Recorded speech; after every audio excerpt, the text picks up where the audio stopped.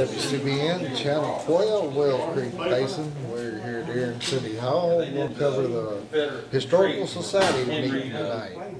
And we're going to be brought to you by Tennessee Re-J's Hardware, Signature Healthcare Beer, Houston County Drug Alliance, and Traditions First Bank.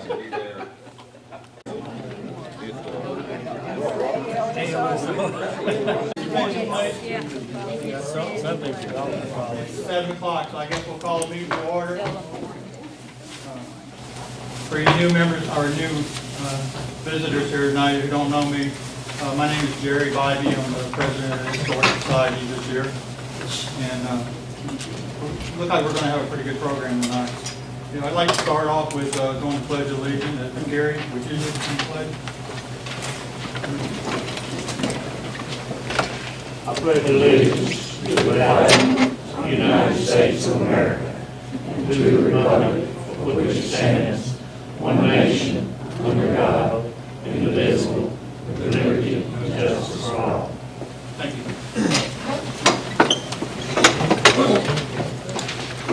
All right, minutes. Did everybody, all the members receive their minutes? Did everybody receive the minutes that were signed up to do it through the email? If you have any issues with it, see Vanetta before you leave tonight. And, well, I mean, if you hadn't received it or it came to the wrong address, I'm sorry. Also, if you'd like to sign up for the email minutes, Vanetta will take your name and take your email address and just put their name on the sign-in sheet back there and put their email address. All right, was there any corrections on any of the minutes that anybody recognized? All right, and then we'll pass the minutes as was. A few projects that we'd like to do. Well, if you don't mind, I'll do the financial report. If Ms. Betty will give us one. Thank you, please. Our balance at the meeting of January the 10th was in the checking account was $4,343.61. Our income has been $425. 220 of that was for dues and 205 for books. I spent $20 to register with the state of Tennessee for our annual report. So our balance today is $4,748.61. Our memorial account is $2,664.79. And the certificate of our CD is $10,395.09. All right. Thank you, Ms. Betty. Any old business that anybody would like to bring up? I guess the book project's still on hold. We still got it in our back of mind to do a third book, but we're just trying to gather information and try to gather pictures for it. So it's just an ongoing project, but it's kind of on hold right now, unless somebody would like to form a committee and take it over. And, if so, just talk to one of us after the meeting, or just let us know if you're interested in it. A couple of the old businesses is, I've had a couple people tell me that the camera, the vocals on the camera are not loud enough when they put the DVD on channel 12, and they couldn't hear GE last month. So it's still an ongoing project that we decided, I think a few months back, that we were going to buy a better camera with maybe a Wi-Fi mic where they can put the mic under the pedal and talk to us, you know, and that way they can pick it up the sound better that way. Another project that we're working on is Kay French is organized. She's looking for pictures for the Irish celebration from the 60s and 70s and 80s. And what we're going to do is we're scanning them, and then we're going to put them on a DVD and show them at the banquet and have them available for people if they want to purchase it, or just, you know, I've come across probably somewhere in the neighborhood of 600 older pictures of prior Irish celebrations. So if anybody's got any Irish pictures that they'd like to share, they can take them down to the library and get them scanned. Also, the lime kiln. I'm working on a project to do a model of the lime kiln. I got it laid out on the table, and I'm probably 75% of it done. And I'm going to have it for people can visit and see it at the library or the courthouse during the Irish celebration. Okay, old businesses. Anybody else have anything with the old business? Okay, Melissa, so you'd like to have the floor from him?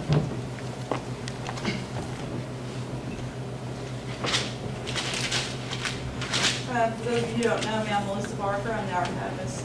The archives is located in the basement of the courthouse. From last month to this month, we've had more visitors. We actually had a guy from TVA who came and was looking for some land information. And I found out that he was looking for 1834, which was a little early for us. So I sent him to Stewart County because he was looking out towards the TVA area. But we are getting visitors. We're starting to get noticed. The editor of the newspaper, if anyone saw the newspaper this last week, has been very gracious to include the archives in the newspaper as much as he can, which is a good thing. Just to get the community to know we're there and to know that the archives is for the people of Houston County and that you're welcome to come visit anytime. We will also be having an Irish display at some point. I'm right now going through filing cabinets and boxes to see exactly what we have.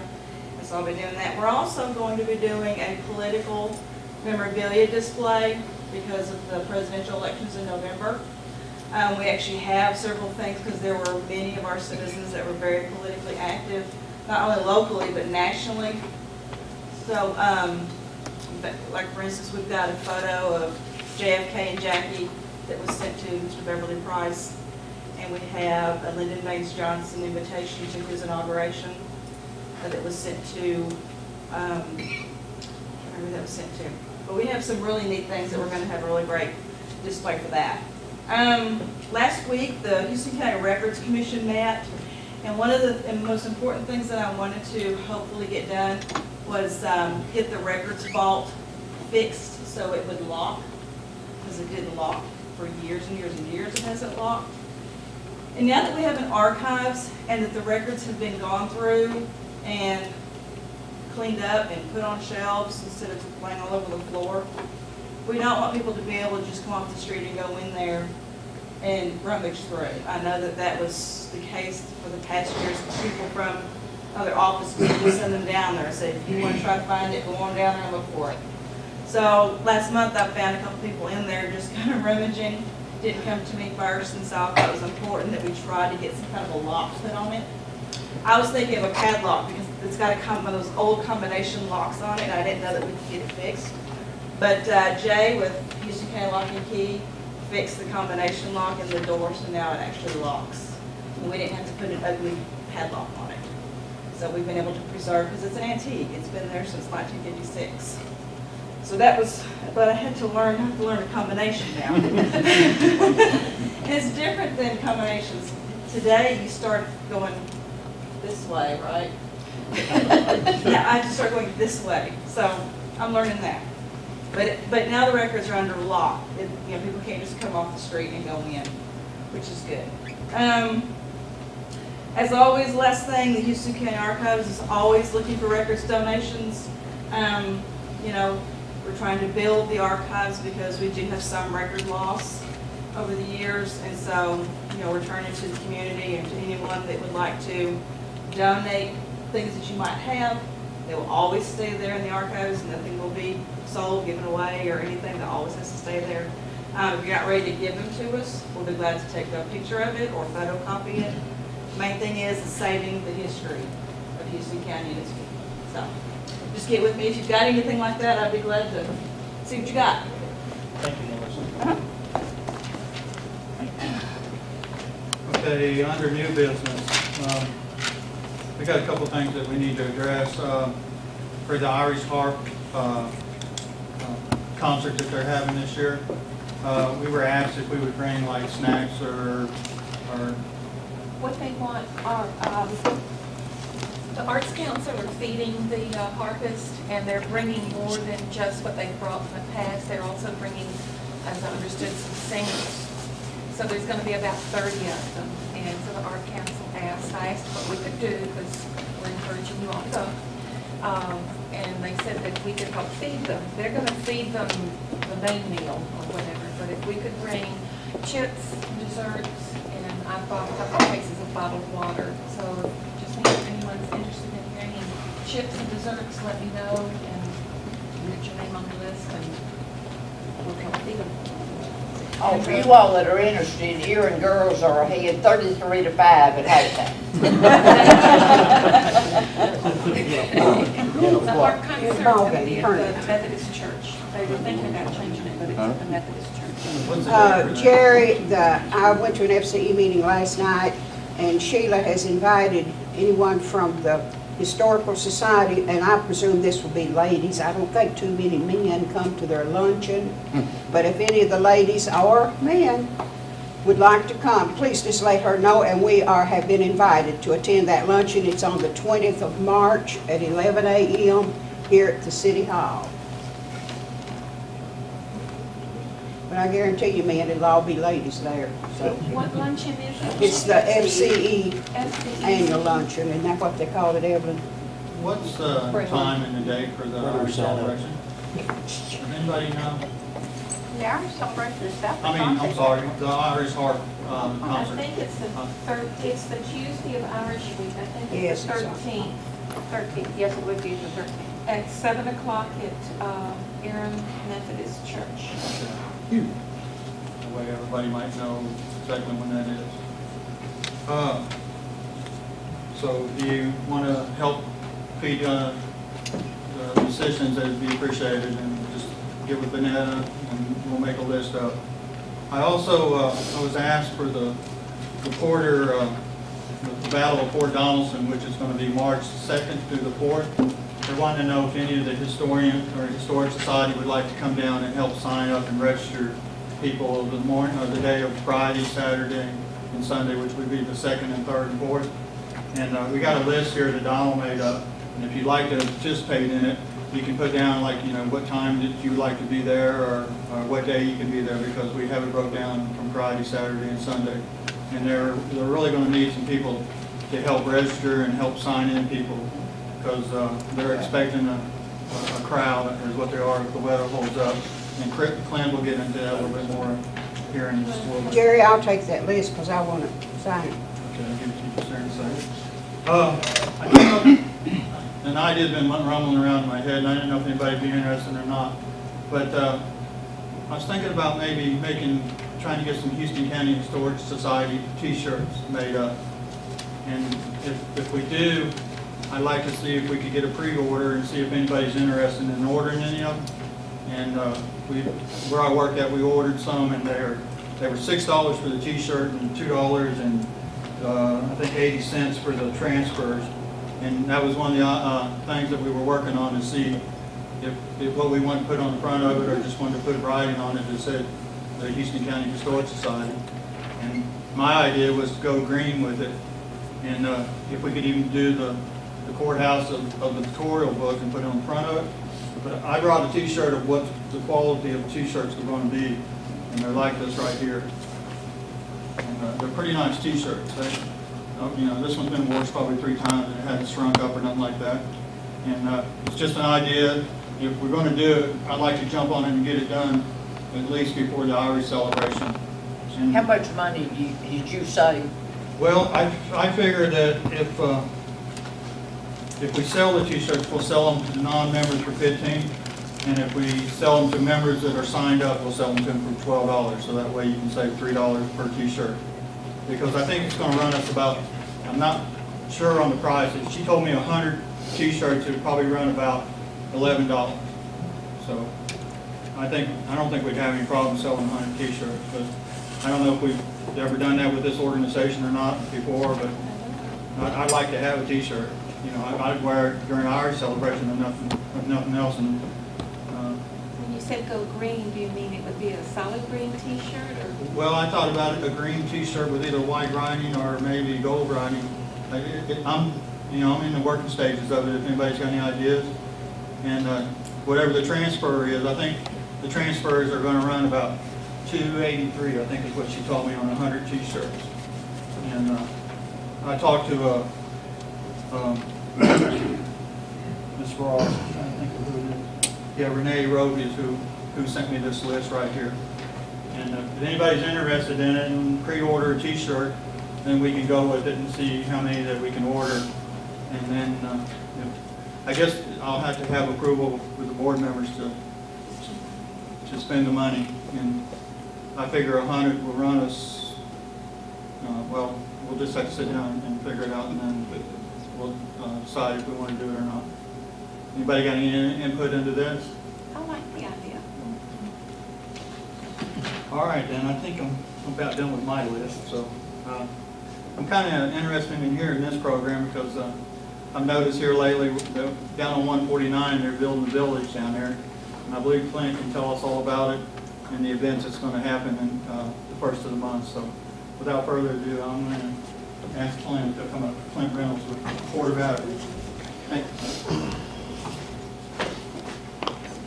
Gary, I want to thank you and Donald for having me here tonight. It's good to see some friends I don't see often, so I'm really glad to be here.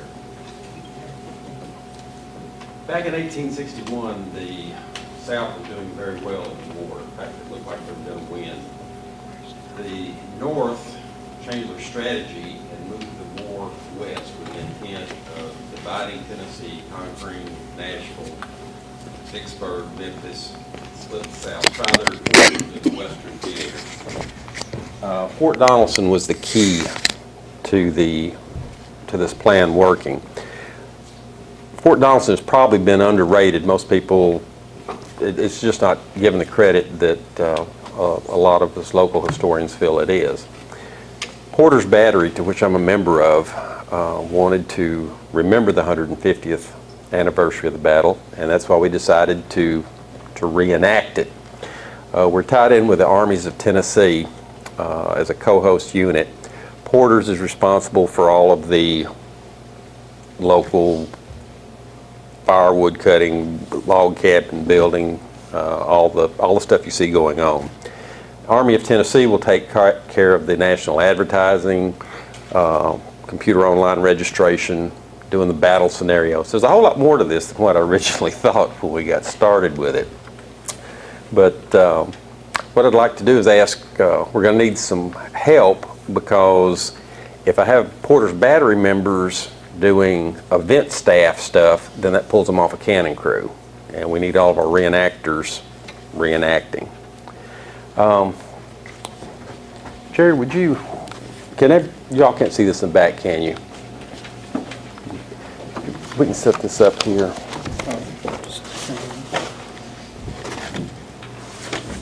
Well, yeah. Thought that was gonna stay up. Everybody can recognize this is the Houston County Jail. This is the InFormation building. People will, back on the dates, Friday, March 2nd, 3rd, and 4th. March 2nd will be school day. That is for students from the Houston and Stewart County school systems only. It's not open to the general public. That's when a lot of our reenactors will be coming in throughout the U.S. and setting up their camps. And the ones that have lived close by will do living histories for all the school students. And we're expecting somewhere 600-700 students on Friday. Saturday's the big day.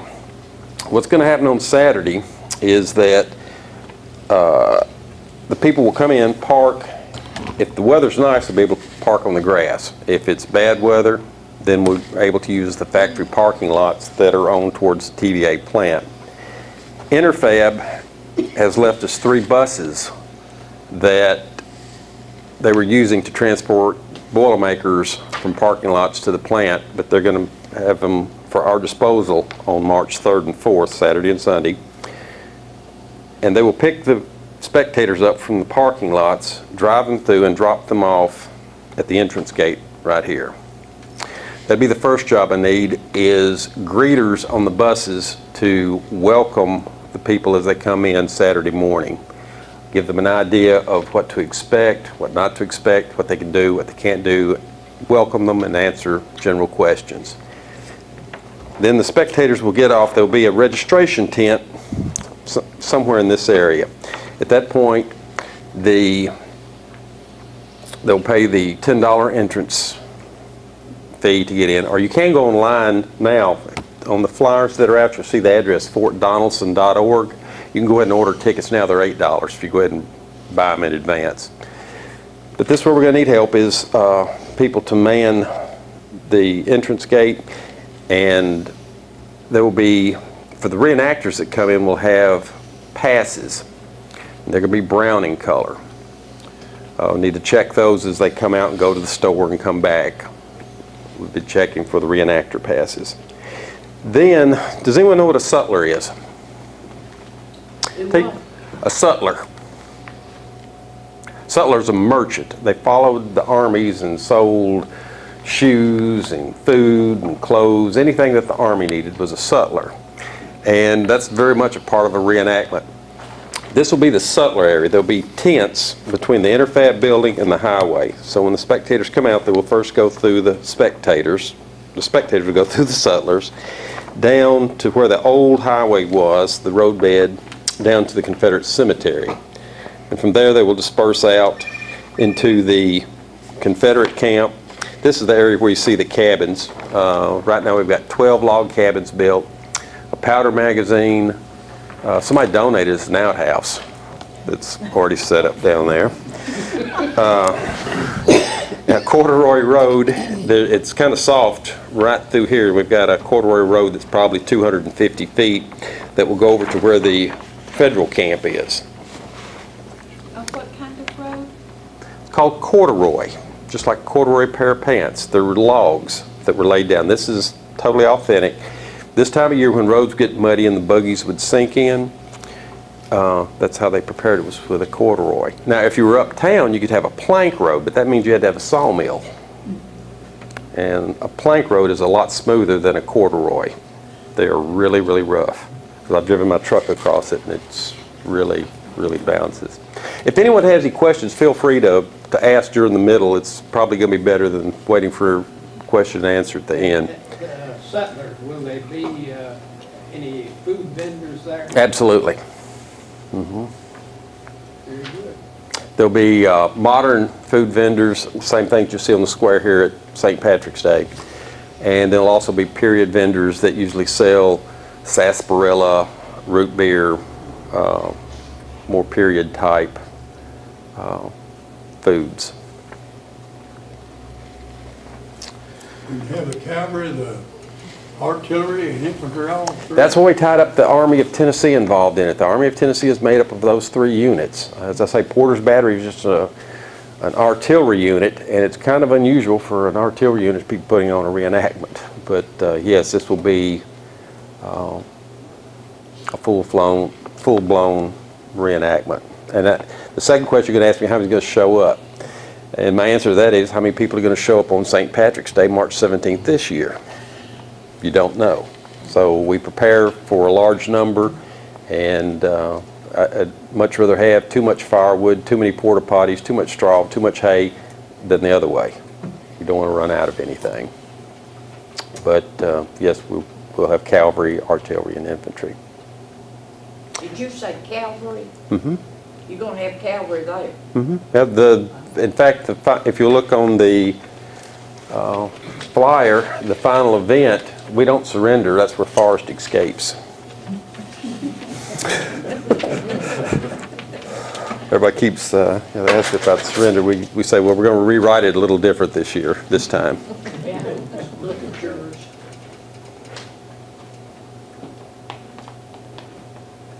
Do you have any commitments on how many cannons are going to be here? Probably 10 so far.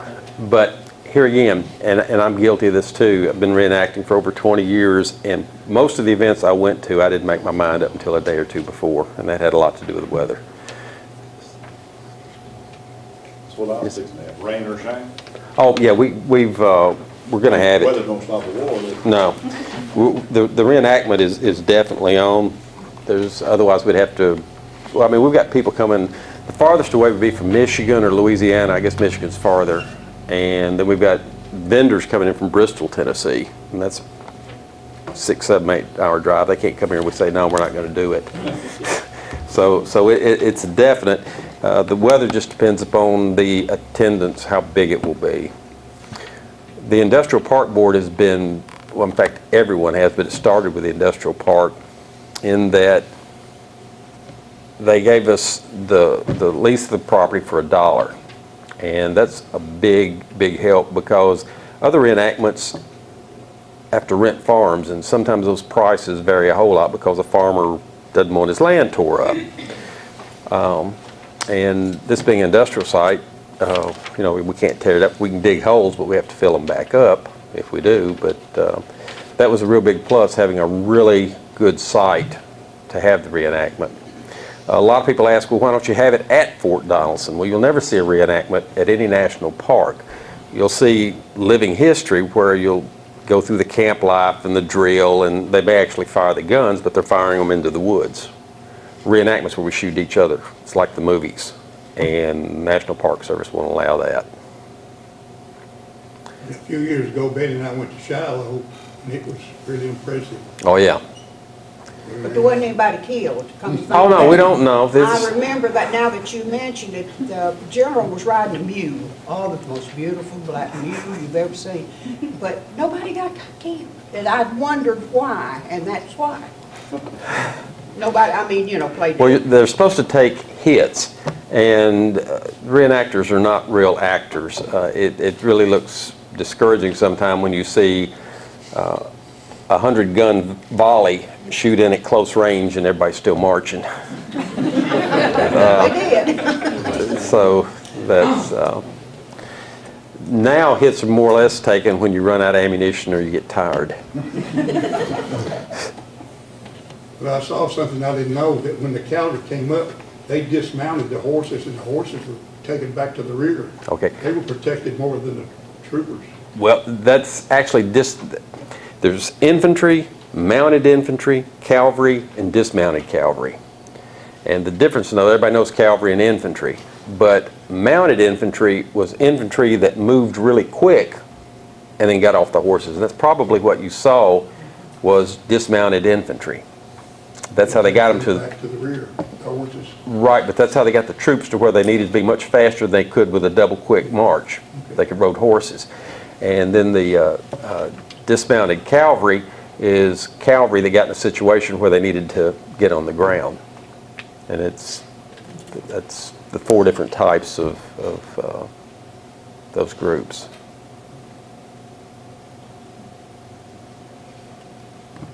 Any other questions? Where do I sign up? The list is, No, I'm not. and the main day will be Saturday, and that would be a long day from you know, actually need to be there as early as you can, because reenactors, excuse me, as I say, not all of them will show up on Friday because it's asking too much for somebody to miss work and drive a long way to come to reenactment. So a lot of them will show up on Saturday, but that's when all the spectators will be coming in, and then on Sunday afternoon. Then there is also going to, I'm about to forget, we've got a 16-piece brass band coming. This is very unusual for a reenactment. Here again, if you go to portersbattery.com, there's clips, YouTube clips of the brass band, which is very good, and they will be playing Saturday night at the Erin Elementary School for a ball. It's free. So if you've got any dancers that want to come and dance or watch, please do that also. The reenactors that, other than the artillery battery, when they come in, will they have a freebie pass, or they pay? No, they pay. There's, we've got 2 different flyers that are out. These were the first ones that we did. Yeah, if you want to hand some of those out. And you'll see it's basically the same content, but this was the one that we sent out to the reenactors 3 months ago so they could be getting on their schedules. Most units meet around Christmas or New Year's and vote on all the events they're going to do for the upcoming year. And so that was the first flyer that we had, and you'll see it's different. But yeah, we charge the reenactors $10 just like we do the spectators. Jerry, could those T-shirts be available by the time this happens?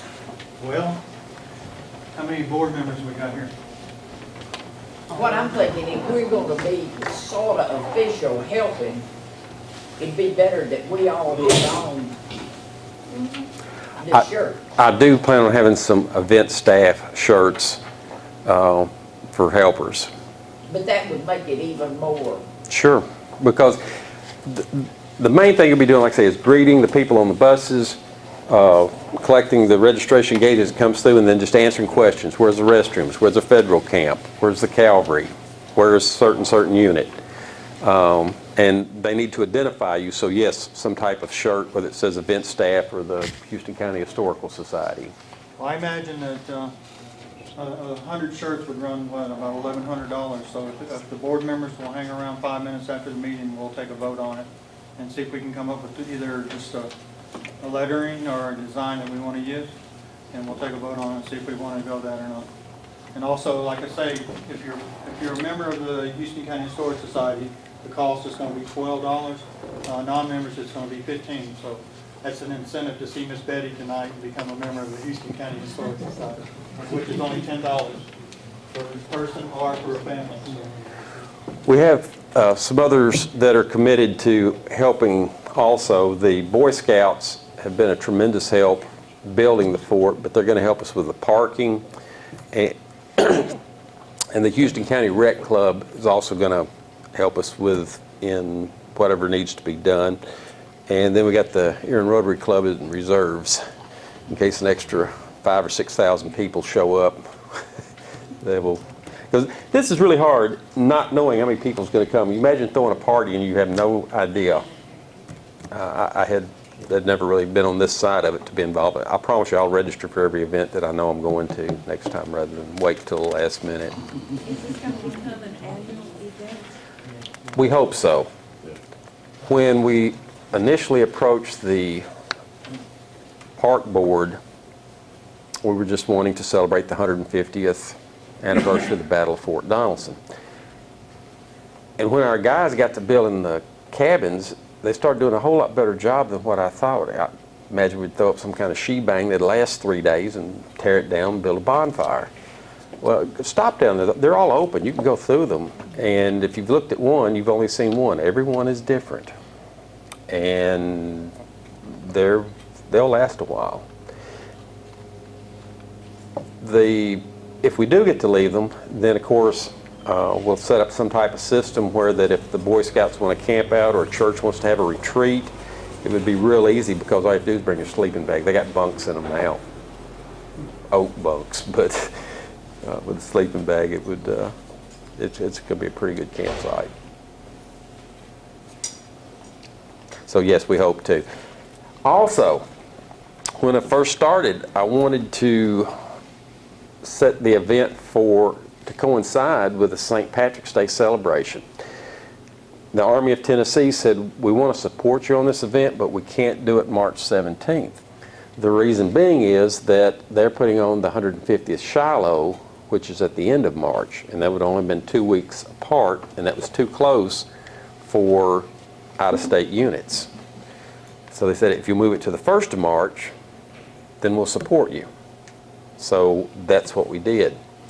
At officer's call on Saturday, we will take a poll of the units that would come back in 2 weeks, which would be March 17th, and do a short reenactment, 3 o'clock, March 17th after the parade, because everything's there. It'll be ready to go.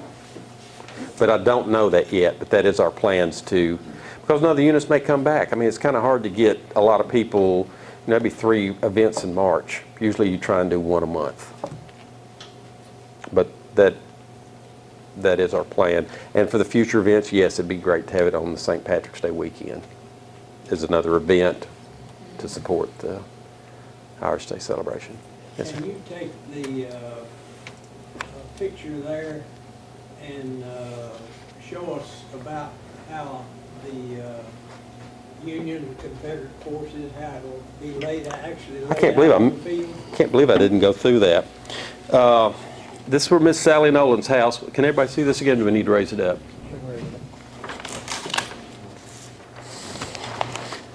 This is where Miss Sally Nolan's house was. The the knoll there, and that's where all the cabins are. That's the center of the fort. The main battlefield is between there and the railroad tracks. This is the federal camp, which is on the south side of Lick Skillet, and we even built them a bridge. There's a 40-foot bridge. It says it's here, but it's actually right here. And then there's 2 fords, one here and one here for the horses to get through. So this will be the federal camp. The Confederate camp will be here, and this is the battlefield here. As I say, the sutlers will be here. This will be the civilian camp. Reenactors, everybody, they're not all soldiers. There are civilian corps too, and the 19th Alabama Civilian is going to be doing a lot of the program for the school systems on Friday. They do soap making, sewing, how they wash, cooking, the civilian camp life. And if the Retners come, and they're supposed to, I hope they bring their milk cow, because not many kids have seen a milk cow, and the Retners have a milk cow. So that's going to be real good for the school system.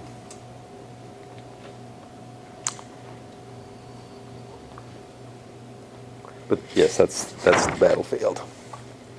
Yeah, everybody's got to go pay the preacher the Sunday before so it won't rain. Well, actually, the reason we put the corduroy road in, and these are not cattails, but what look like cattails right here, there's a beaver dam right here.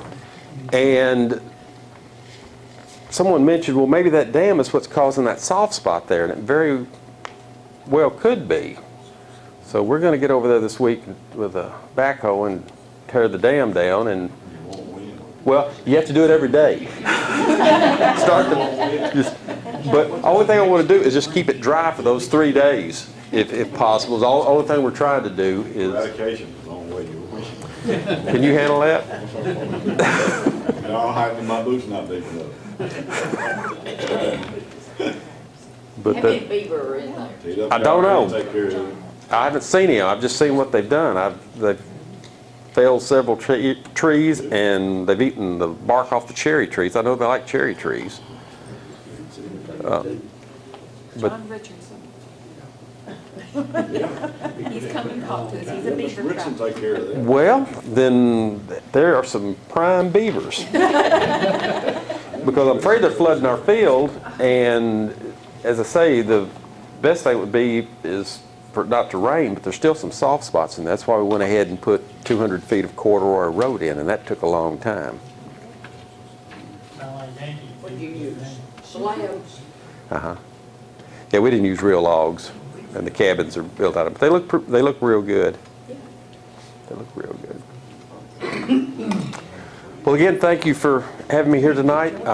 If you can help us out with the event, we would really appreciate it. Come as early as you can, stay as late as you can, but you know, this is volunteer work, and family and work comes first, so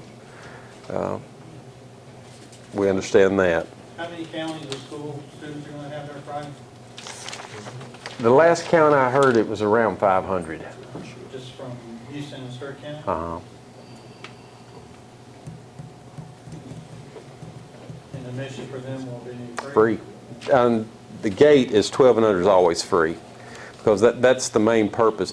Reenactors like to call ourselves living historians, and that's our main goal, is to pass on history, and especially to the youth. So there's never a charge for anyone under 12. We can see the Confederate cabins from the road. Over on the Union side, are there cabins being built, or There any weren't structures? There weren't any there 150 years ago. They came in tents. We did offer to some of the units that they wanted to come down. We had plenty of material, and they could build them, but no one took it up on it. And that really wouldn't have been authentic. That gets me back to the cabins. These were really officially called winter quarters. The Army was issued tents because they constantly traveled, but if they knew they were going to be somewhere during the winter, the soldiers would cut down the trees, build a log cabin, and put the tent on top of it. That's why they don't have shingle roofs or metal roofs. That's a tent. And in the spring, when they were shipped out, they'd just take the tent off the logs, and off they'd go and leave the logs.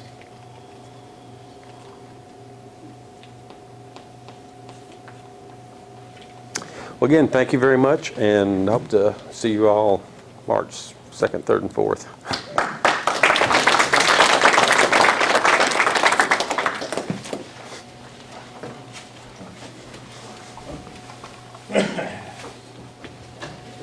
Anybody have anything that they would like to add?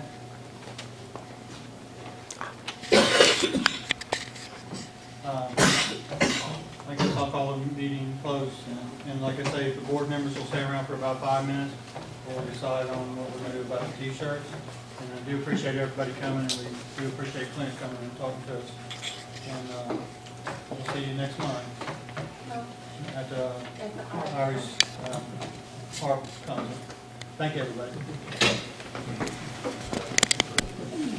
That's the sign-up sheet we brought to you by Tennessee Guy's Hardware. Signature Healthcare here, County Drug Alliance, and Additional Fertilizer. We'll be seeing you down the road.